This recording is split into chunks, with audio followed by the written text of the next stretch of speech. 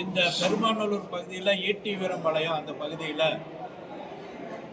குமரன் குன்று அப்படின்னு 100 ஆண்டுக்கு பழமையான ஒரு சாமி விக்கிரகம் இருந்தது. இந்த அரசாங்கமானது, நாத்திக அரசாங்கமானது அந்த சிலையை அகற்றி இருக்கின்றார்கள். அதை கண்டித்து வருகின்ற 19ஆம் தேதி குண்டத்து காளியம்மன் கோயிலில் வழிபாடு செய்து கந்த சஷ்டி கவசம் பாடி இந்த அரசாங்கத்துக்கு மிகப்பெரிய அளவில் ஒரு எதிர்ப்பை தெரிவிக்கிறதுக்காக பங்களாதேஷ்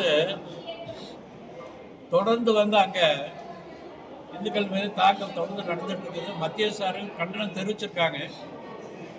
இதில் என்ன அப்படின்னா, எங்கேயாவது முஸ்லீம் பாதிச்சாங்களோ கிறிஸ்துவ பாதிச்சாங்களோ இங்கே இருக்க அரசியல்வாதிகள் குரல் கொடுக்குறாங்க. பங்களாதேஷ் இந்துக்கள் பாதிக்கிறதுக்காக இங்கே இருக்க அரசியல்வாதிகள் யாரும் கண்டுகொள்ளவில்லை. இதை இந்து முன்னணி வன்மையாக கண்டிக்கின்றது.